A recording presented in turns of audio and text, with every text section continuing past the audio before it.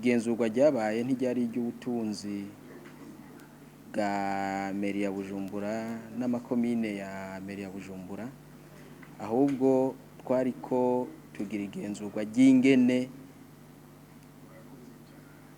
inzego meri ya Bujumbura ukuntu ikora, uhereye kuri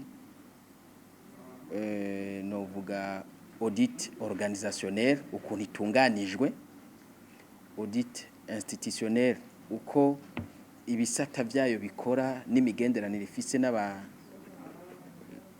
n'ababatwara no kuvuga izindi nzego, hamwe n'ingene ubutunzi bwa komine canke ubutunzi bwa meri butunganijwe.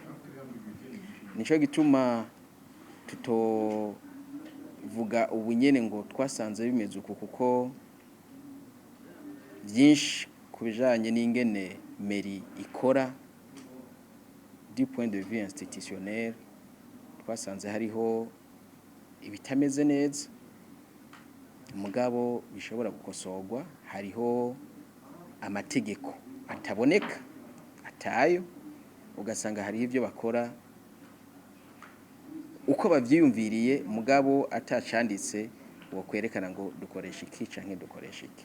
Ivyo no mu gisata c'ubutunzi naho nyene twarabisanzeho, kuko twasanze meri amategeko igitabo gitunganya ingene intwaro n'ubutunzi by'amakomine bikoreshwa, ico gitabo muri meri ntigikora.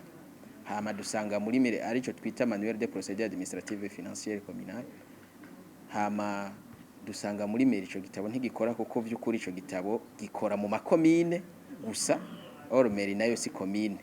Mugabo nuko no mu makomine ya meri ico gitabo twasanze batagikoresha, kuko amakomine ya meri uno munsi ntameze nk'ayandi makomine y'igihugu, kuko bo nta budget bagira, ntibashobora gutegura budget, kuko amafaranga bakoresha yose nayo bahabwa na meri ya Bujumbura.